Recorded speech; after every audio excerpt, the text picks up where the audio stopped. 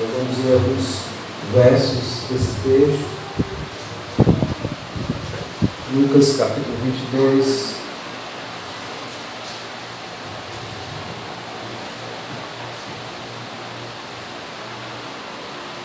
Diz assim a palavra do Senhor.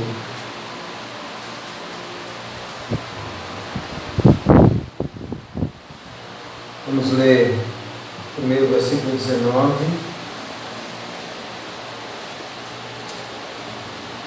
A partir do versículo 19 até o versículo 34. Depois vamos ler o versículo 54 a 62. Lucas 22, 19 a 34. Tomando o pão, tendo dado graças, o partiu lhes deu, dizendo: este é o meu corpo oferecido por vós, fazei isto em memória de mim. Semelhantemente, depois de cear, tomou o cálice, dizendo: este é o cálice da nova aliança no meu sangue, derramado em favor de vós. Todavia, a mão do traidor está comigo à mesa, porque o Filho do Homem, na verdade, vai, segundo o que está determinado, mas é daquele por intermédio de quem ele está sendo traído. Então começaram a indagar entre si quem seria dentre eles o que estava para fazer isto. Suscitaram também entre si uma discussão sobre qual deles parecia ser o maior, mas Jesus lhes disse: os reis dos povos dominam sobre eles, e os que exercem autoridade são chamados benfeitores, mas vós não sois assim.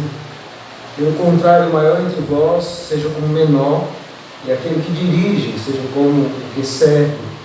Pois qual é o maior, quem está à mesa ou quem serve?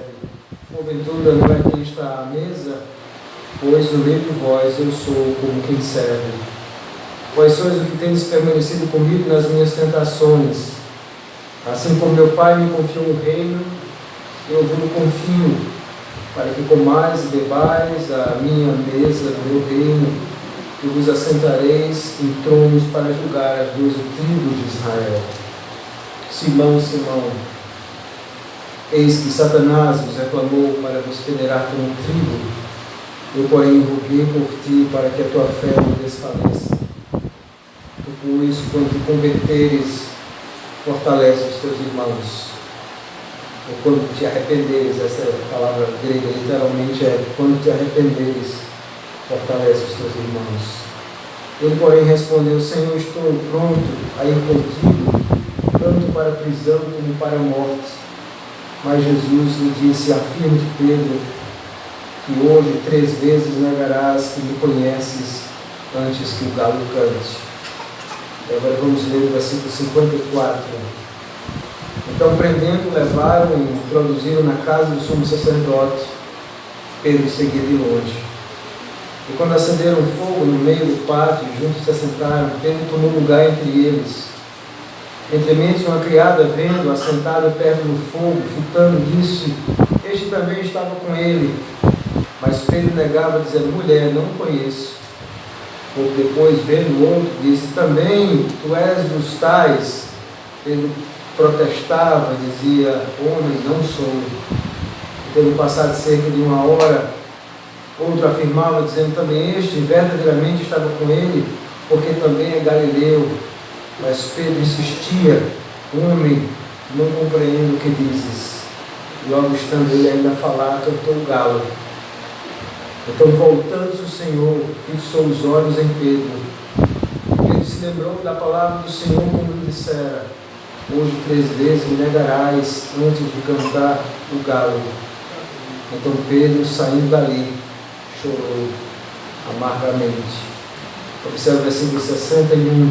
Então, voltando o Senhor, fixou os olhos em Pedro. E Pedro então se lembrou da palavra do Senhor. Vamos orar ao Senhor nesse momento. Mais uma vez, Senhor Deus, nós buscamos a Tua graça e a Tua misericórdia sobre a nossa vida, quando vamos ouvir aquilo que o Senhor tem a nos dizer. Além de um pregador humano e falido, nós sabemos que quando a Tua palavra é pregada com fidelidade, o Senhor mesmo está falando ao coração do seu povo.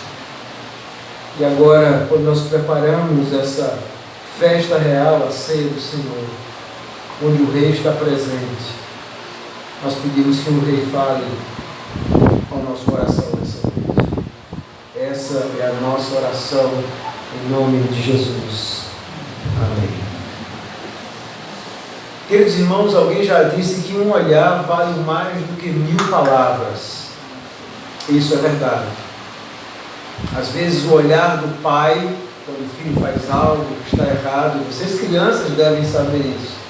Quando o pai de vocês olha para vocês, aquele olhar já diz tudo, apesar de não dizer nenhuma palavra. Eu lembro da minha própria infância, alguns momentos na minha vida, onde meu pai olhava e aquele olhar já trazia uma mensagem muito clara, muito significativa. Um olhar, muitas vezes, meus irmãos, é como um sermão sem palavras. Não existem palavras no olhar, mas existe uma grande mensagem naquele olhar. E é precisamente isso que nós vemos hoje, nesse momento, quando o Senhor Jesus olha para Pedro, logo após Pedro ter negado o Senhor Jesus. Esse texto que nós lemos fala de um poderoso sermão sem palavras, o sermão de um olhar profundo, prescrutador, sondador, que destruiu e reconstruiu a vida de Pedro. Esse texto fala sobre o olhar de Jesus.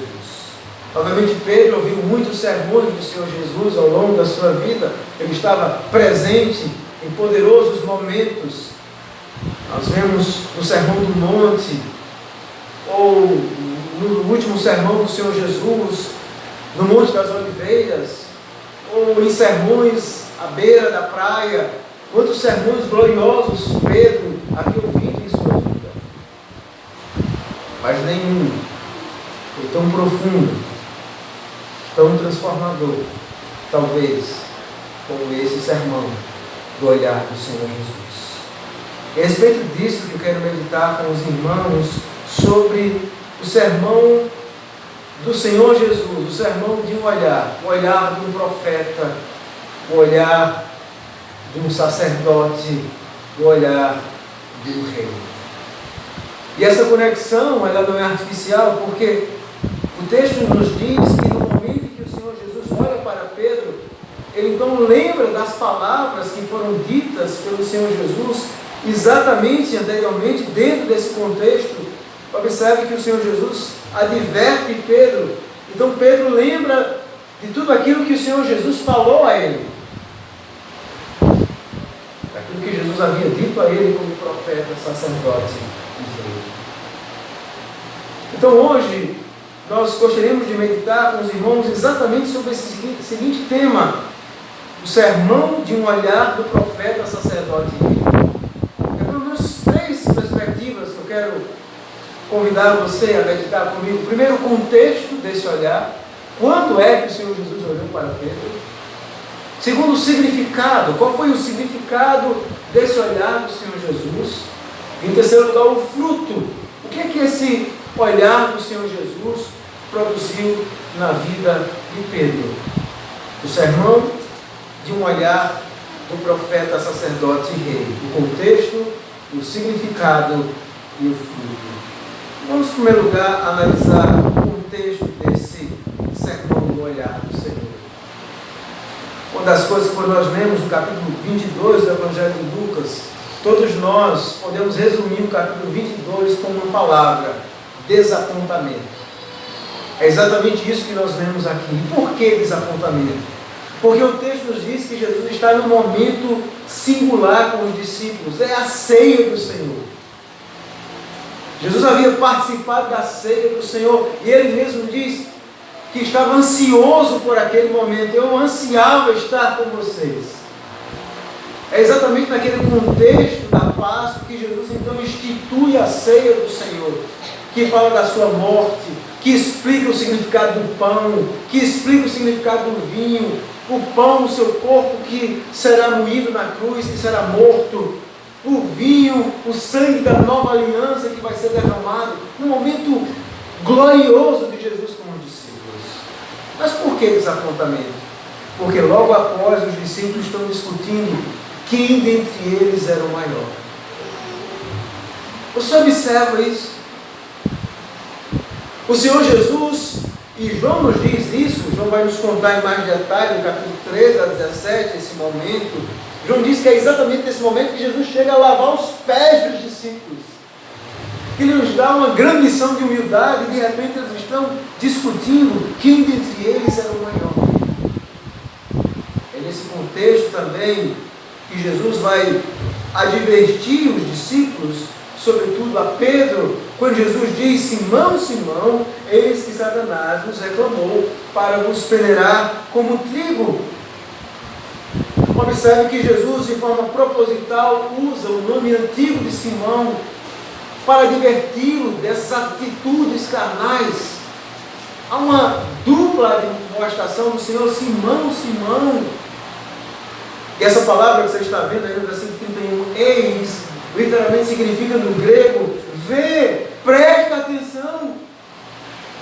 Satanás vos reclamou. Observe que aqui Jesus, ainda que se dirige a Pedro, ele usa a forma plural para se referir a todos os discípulos. Simão, Simão, Satanás vos reclamou para vos peneirar como trigo. Uma metáfora, uma figura de linguagem, a ideia de Satanás quer destruir vocês. Satanás quer destruir você, Pedro.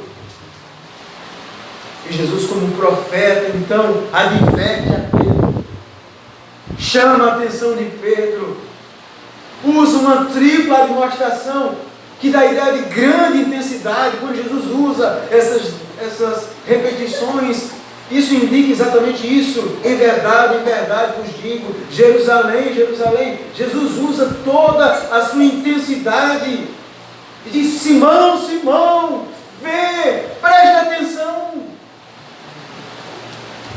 Simão é advertido pelo seu profeta, que amorosamente percebe o que os discípulos não estavam percebendo, que no meio daquelas atitudes carnais, onde eles estão discutindo quem dentre eles era o maior, havia o lobo, o diabo, que estava tentando destruir os discípulos. Nós vemos também não apenas Jesus como profeta, nós vemos Jesus como um sumo sacerdote no versículo 32, quando ele diz: eu, porém, roguei por ti para que a tua fé não desfaleça. Jesus havia então advertido a Pedro. E observe que aqui Jesus não usa mais o plural, mas o singular, e fala especificamente para Pedro: eu roguei por ti. Esse verbo que Lucas usa para rogar não é um pedido, tem a ideia de um ato profundo, quando alguém está meio que desesperado e clama do profundo da sua alma. Jesus diz assim: eu clamei por ti, eu orei por ti, eu intercedi por ti, para que a tua fé não desfaleça. A palavra grega aqui é a ideia de eclipser, de ser eclipsado, de ser apagado. Jesus diz, como sumo sacerdote, Pedro estava descuidado da sua vida espiritual, mas o seu Salvador, o seu sumo sacerdote não estava orando por ele. E aqui nós vemos Jesus também falando como um rei que diz: tu, pois, quando te arrependeres, essa é a ideia, fortalece os teus irmãos. Jesus está dizendo: você vai cair, você vai pecar. Mas Jesus, como rei, diz: mas você vai se arrepender. E como é que Jesus tinha tanta certeza? Porque o Senhor o buscaria exatamente com aquele olhar. Vou buscar você. Quando você se arrepender, eu vou usar você para fortalecer os meus irmãos. Fortalece os teus irmãos. Veja, Jesus usa uma forma dramática como profeta, sacerdote e rei para falar a Pedro. E o que Pedro responde ao Senhor Jesus? Jesus então diz a ele: Ele então responde ao Senhor Jesus: Senhor, estou pronto a ir contigo, tanto para a prisão como para a morte. Apesar de toda aquela advertência de Jesus como profeta, sacerdote, rei, nós vemos essa segurança carnal no coração de Pedro, onde Pedro diz: de maneira nenhuma, Senhor, eu vou morrer contigo. E Jesus diz: você vai me negar hoje 3 vezes, antes que o galo cante. Quando nós vemos outros evangelhos, nós vemos essa negativa de Pedro. Ele diz: todos podem te abandonar, menos eu, Senhor. Pedro tinha uma profunda segurança carnal. Uma segurança carnal que o levou agora, e agora nós temos essa cena, quando Jesus está preso, e Pedro segue de longe, e Mateus, aliás, Lucas, nos narra de uma forma profundamente grave, acentuadora, as atitudes negativas de Pedro, porque Pedro, ele não apenas vai negando o Senhor Jesus, mas ele vai intensificando a sua negação. E Jesus diz a ele: afirmo-te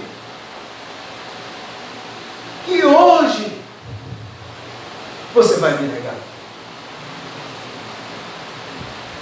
Mas Pedro não escuta o seu profeta sacerdote.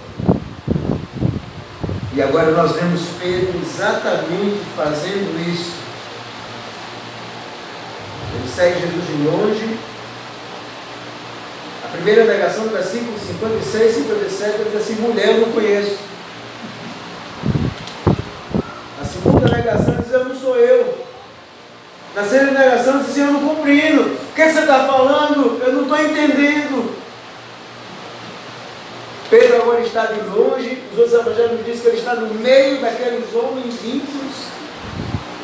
E agora ele está negando o Senhor, o seu Salvador, aquele que o chamou, para ser pescador de homens, aquele que ele viu e ouviu os mais gloriosos sermões, grandes milagres. E agora esse homem está negando o seu profeta, sacerdote e rei. Ele está negando o Senhor. E o texto nos diz que é exatamente dentro desse contexto que Lucas vai nos mostrar que possivelmente em um dos pontos daquele ambiente,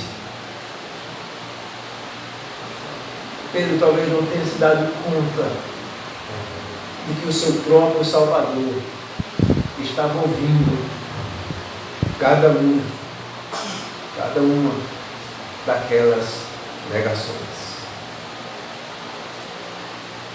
O seu Salvador, que tinha advertido ele há pouco tempo após a ceia do Senhor,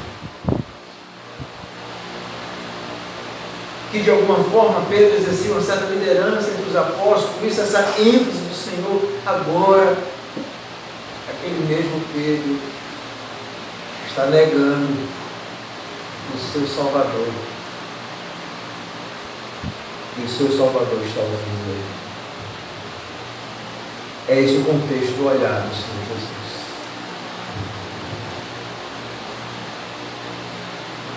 E aí, qual o significado desse olhar de Cristo?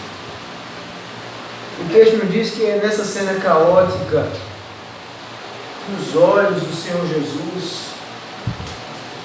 O texto nos diz que Jesus, então, quando o galo canta, Jesus então volta.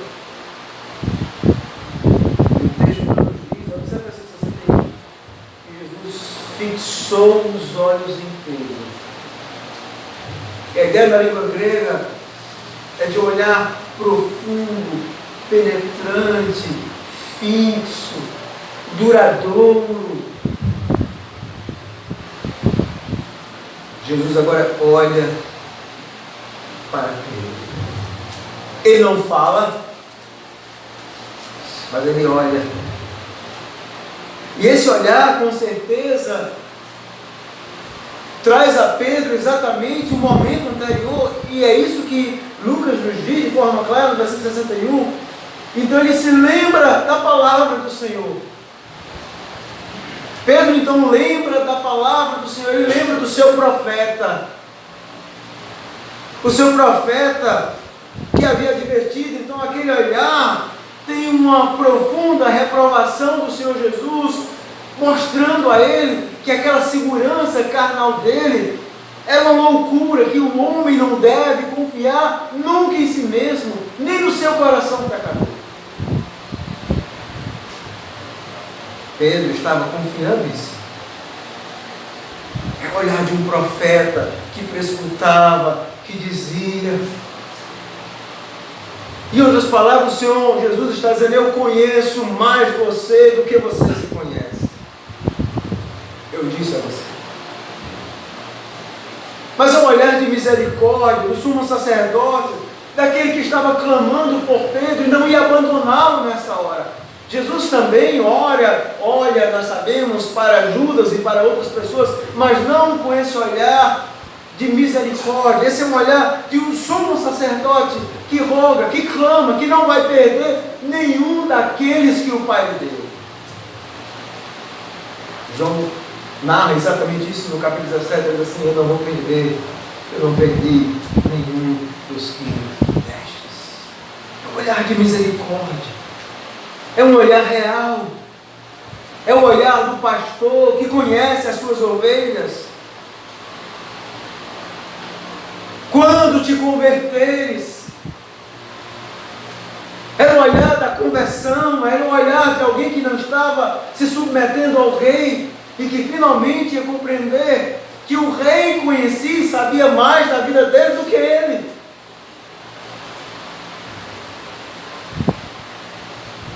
Era um olhar de luz em meio a tantas trevas. Era um olhar de quem sabia tudo a respeito da vida de Pedro. Era um olhar de alguém que via as camadas mais profundas, as intenções mais profundas do coração de alguém. É esse o olhar de Cristo. O olhar daquele que é onisciente, que nada escapa a esse olhar.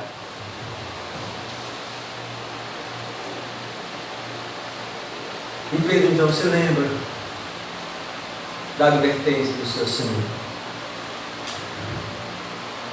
Ele lembra da sua terrível natureza pecaminosa. Talvez ele reconheça, nós não sabemos, a astúcia maligna de Satanás que estava tentando peneirá-lo.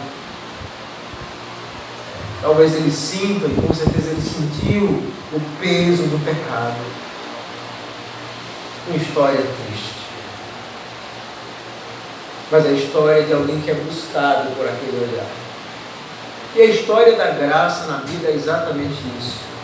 A história da graça é Deus transformando tragédias pessoais em poderosas metáforas do amor, da misericórdia de Deus, como Ele fez com Paulo, como Ele fez comigo, como Ele fez com você, quando um dia olhou para você, quando um dia fixou os olhos em você, quando você estava em profundas trevas.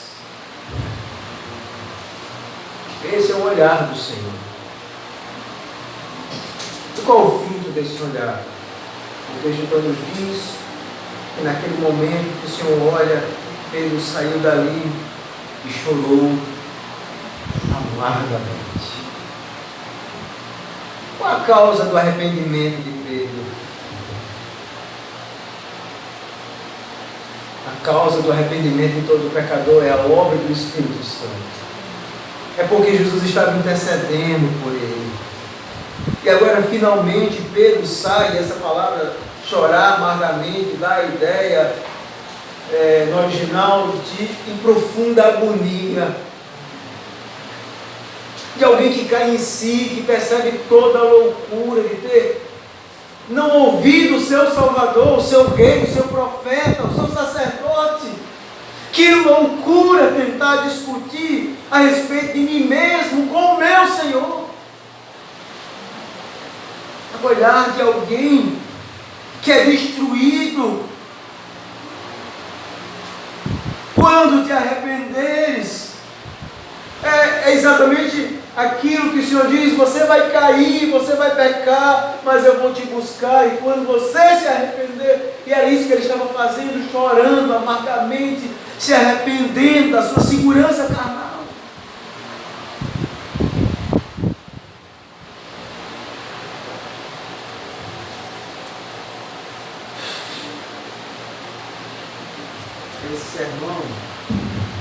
Esse sermão sem olhar foi o primeiro passo para o retorno da vida dele. Ele chora amargamente. Pedro, ele é quebrado pelo Senhor. Como é que nós sabemos disso? Se você abrir sua Bíblia no Evangelho de João, lá no final, nós vamos observar que Pedro nunca mais deixou de compreender exatamente o que ele era. O Evangelho de João, no capítulo 21, a partir do versículo 15, diz assim: abra sua Bíblia comigo, João 21, 15. Depois de terem comido, perguntou Jesus a Simão Pedro: Simão, filho de João, amas mais do que os outros? Veja, essa pergunta tem tudo a ver com aquele momento, porque ele tinha discutido quem dentre ele era maior. Havia negado o Senhor, e ele então diz: Senhor, tu sabes que eu te amo. Ele não disse que ama mais do que os outros. Tu sabes que eu te amo. Então ele disse: apacenta os meus cordeiros. Tornou a perguntar pela segunda vez: Simão, filho de João, tu me amas? Ele respondeu: sim, Senhor, tu sabes que te amo. Disse-lhe Jesus: pastoreie as minhas ovelhas. Pela terceira vez ele perguntou: Simão, filho de João, tu me amas? E aí Pedro se entristeceu por ele ter dito pela terceira vez: tu me amas? E veja que ele respondeu-lhe: Senhor, tu sabes todas as coisas. Tu sabes que eu te amo. Jesus lhe disse: apacenta as minhas ovelhas. É um outro homem, não é? Pedro, tu me amas? Oh, Senhor. Quando Jesus pergunta pela terceira vez, ele diz: eu já conheço essa história. O Senhor me conhece, o Senhor sabe quem eu sou, o Senhor sabe as minhas fraquezas, as minhas fragilidades, mas eu te amo. E esse amor de Pedro pelo Senhor Jesus era porque Jesus o amou até o fim. Mesmo quando ele nega o Senhor o ama. E aquele olhar tem essa poderosa lição, uma lição que vai perdurar, reverberar durante toda a sua vida. Tu sabes que eu te amo, Senhor. Sabes todas as coisas.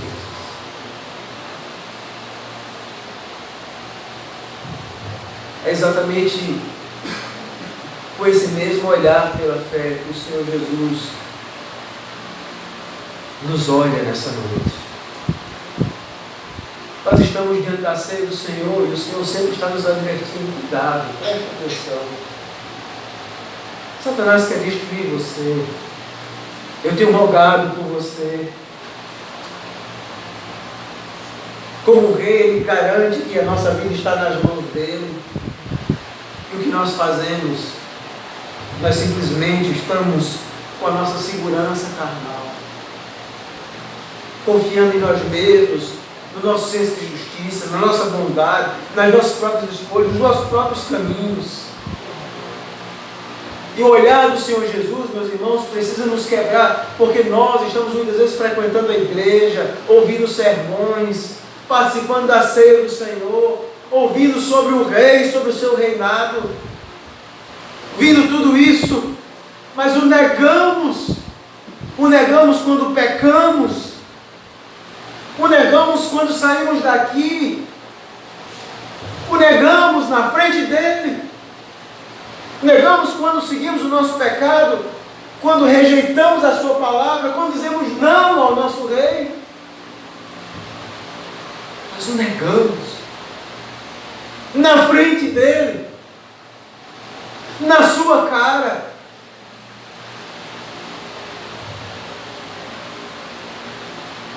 E essa é a nossa atitude.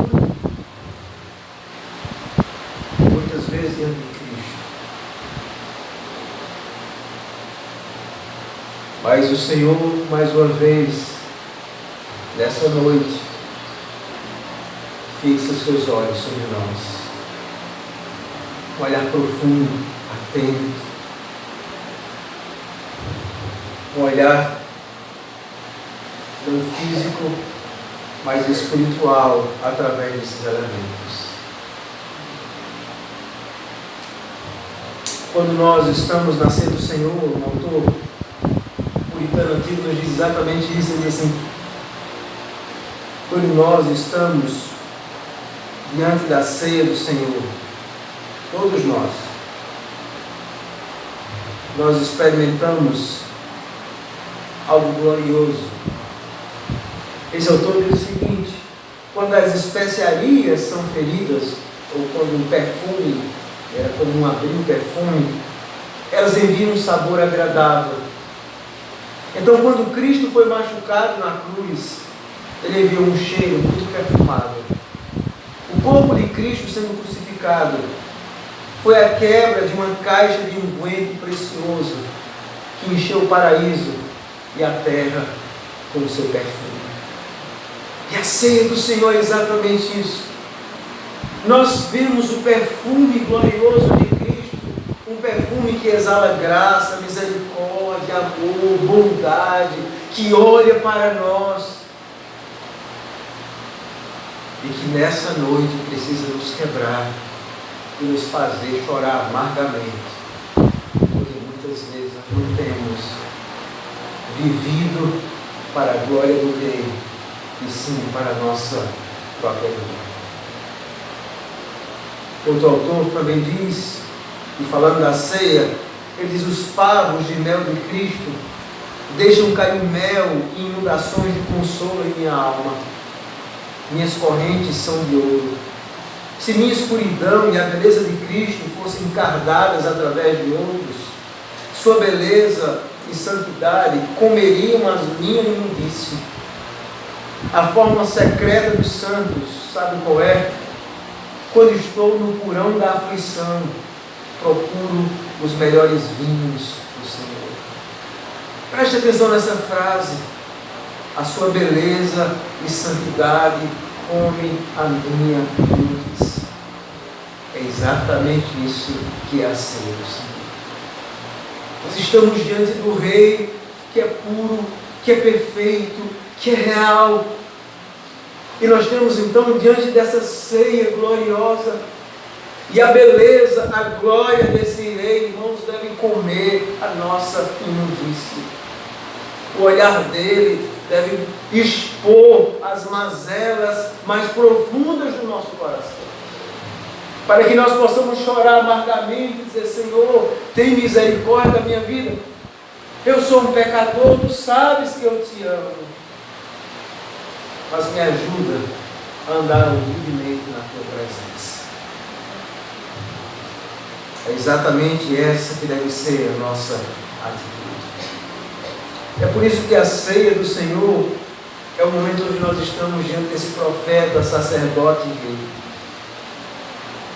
Não apenas na ceia, Cristo olha para nós, e nós vemos isso em uma das cartas de Tiatira, se não me falha a memória, quando Jesus diz que prescruta com os seus olhos de fogo a sua igreja. Então Cristo olha para nós de uma forma muito profunda na ceia do Senhor. Ele vê o que ninguém vê, o que eu não consigo ver, o que o seu esposo não consegue ver, o que a sua esposa, o seu filho, ninguém consegue enxergar você quem você é, a não ser Cristo com os seus olhos. Na ceia do Senhor nós somos desnudados de nós mesmos. E o que é que nós olhamos então? O que é que nós vemos? Nós vemos a glória desse Salvador. E mesmo quando nós somos rebeldes muitas vezes e o negamos, Ele ainda fixa o seu olhar de misericórdia sobre nós. O que você vê na cruz. A cruz produz profundas ironias, meus irmãos. Cristo está vendo e olhando para nós, e os nossos olhos agora na ceia são atraídos para a cruz. E o que é que você vê na cruz? A ideia de ironia, a ideia de contrastes, porque nós vemos que alguém que o ajuda a levar a cruz, e nós vemos Jesus sendo ajudado por alguém para levar a cruz, mas sabemos que a cruz verdadeira era só dele. Nós vemos a cruz como sendo um lugar terrível, onde a justiça de Deus está sendo derramada sobre o seu próprio Filho. Mas nós vemos também o amor de Deus em dar o seu Filho. Nós vemos a justiça de Deus, mas nós vemos a graça de Deus. Nós vemos Jesus sendo dominado pelos homens, mas tendo o controle de tudo. A minha vida espontaneamente a dor. Nós vemos o Senhor Jesus sendo zombado, mas sendo um verdadeiro rei. Nós vemos Jesus no meio de pecadores, mas sem nunca pecar. Nós vemos Jesus sendo blasfemado e ridicularizado, porque disse que destruiu o templo em 3 dias e iria reconstruir. E ele realmente está fazendo isso, está destruindo. O véu vai se rasgar de alto a baixo. Ele está sendo acusado de não confiar em Deus. Se Deus é o teu Deus, salva-te, que Ele te salve. Mas ele confia no Pai até o último momento. Ele é acusado de não ser filho de Deus, mas ele era o filho de Deus. Ele está ouvindo impropérios na cruz, mas exercendo compaixão. É isso que nós enxergamos na ceia do Senhor. E é por isso que a ceia é um momento tão simples, porque nós não vemos, mas Ele está presente. É a festa mais simples do mundo. Simples bandejas com pão e vinho. Mas é a festa mais gloriosa, porque o Rei do céu, do Senhor do universo está em nosso meio. Tudo é muito simples, mas não há nenhuma mensagem mais poderosa na terra. Fala da nova aliança. Não ouvimos nenhuma promessa do Senhor Jesus no pão e no vinho, mas elas são poderosamente reafirmadas, porque a ceia é um selo, é um sinal.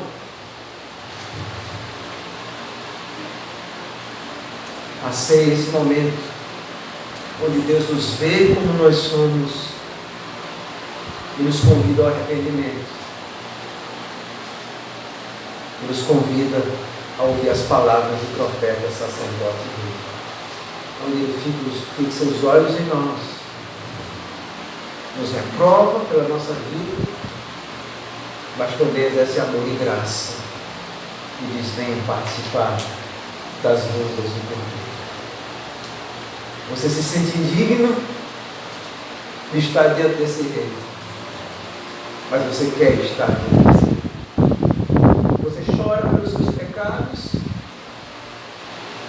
mas você se alegra na presença do Rei.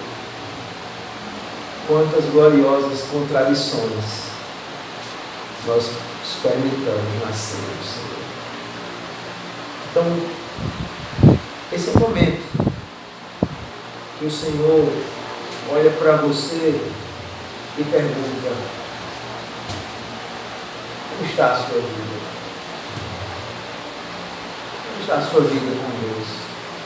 Nesse momento, quando nós vamos participar da ceia do Senhor, deixe que esse olhar quebre você. Pela fé, sinta esse olhar pelo escutador, o Salvador, olhando no íntimo do seu coração.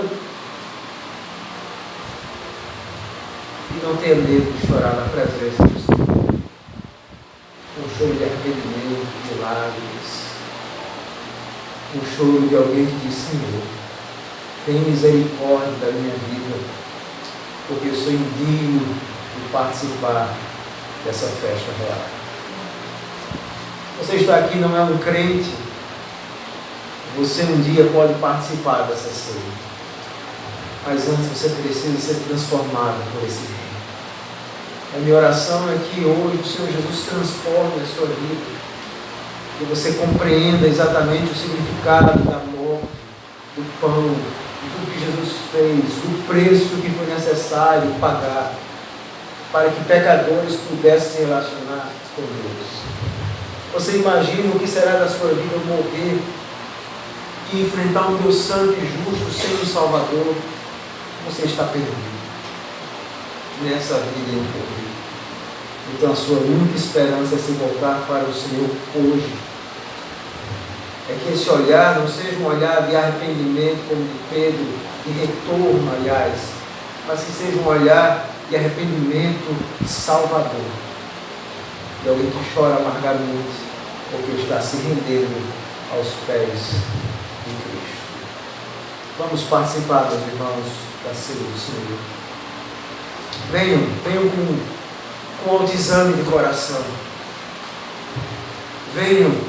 Mas venham com corações sérios. Venham com corações ansiando para estarem na presença do Rei.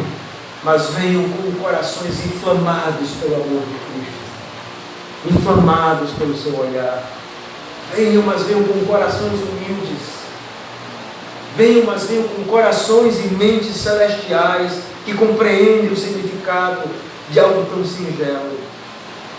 Mas venham com corações que creem nesse glorioso profeta, sacerdote. Vamos participar da ceia do Senhor. Vamos orar. Louvamos, exaltamos o teu santo e bendito nome, Senhor. O Senhor, de forma poderosa, pela fé, nós sabemos que o Senhor está em nosso meio e olha para nós. Sabemos que o Senhor encontra muitas coisas que não são boas em nós. Então nós nos sentimos completamente indignos, Senhor, de estar na Tua presença nessa noite. Quem somos nós? Nós nos sentimos como aquele centurião que o Senhor vai até a sua casa, vai até a casa dele, e diz: Senhor, não sou digno que o Senhor entre em minha casa. Nós não somos dignos de estar na presença do Rei do Universo. Nós não somos dignos. As nossas mãos são manchadas pelo pecado. Então esse é o nosso sentimento. Mas nós somos tornados dignos mediante o sangue do Cordeiro, esse corpo que foi moído para pagar o preço do nosso pecado, da nossa rebelião, esse sangue que nos incluiu na nova aliança, que mostra compaixão, amor, graça, misericórdia por nós, que transformou a nossa vida, que nos amou quando não havia nenhuma razão em nós para que o Senhor nos amasse. Nenhuma.